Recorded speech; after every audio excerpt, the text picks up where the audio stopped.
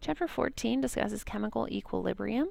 Chapter 14, Section 1 defines equilibrium for us as a reversible reaction in which the forward and reverse reactions occur at equal rates.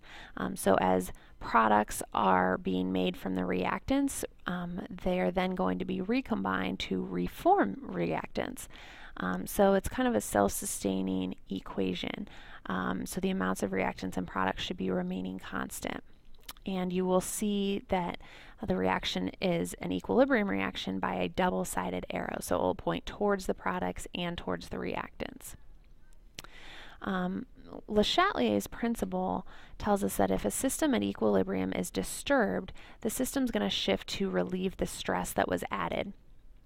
So stresses could be a change in temperature, pressure, or concentration, and it could be on either product or reactant side, but wherever that stress is added, the reaction is going to shift in the opposite direction to counteract that stress, and it will always try to get back to equilibrium to relieve that stress. So for instance here, this is just a general equation. A plus B gives us C and D, and you can see it's equilibrium because we've got an arrow pointing one way and the other way. So if you were to increase the concentration of A, so you already have this reaction going, and then you were to add more of the substance A to that equation, that solution that you've got going. If you were to increase this concentration of A, that means that you would have more A than you would need. Well, the only way to get rid of that extra then would be to make some of the products. So you get rid of extra reactants by making products. So the reaction is going to shift to the right in order to do that. If we say the opposite, say we took away some of A, so we have not enough, well then that means that these products are going to try to make more of that A.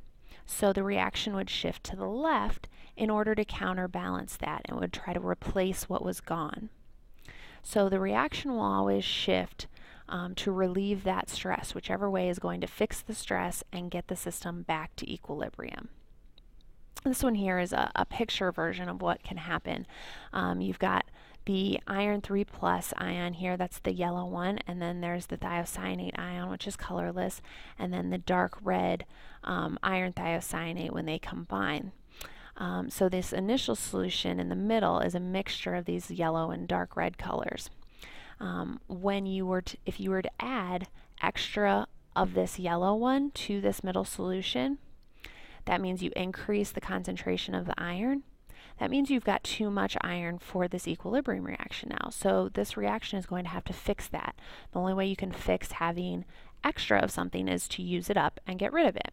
So we would have to use up these reactants, and that means that we would be making then product. So the color would actually shift to a dark red color to counteract that stress of adding the extra iron.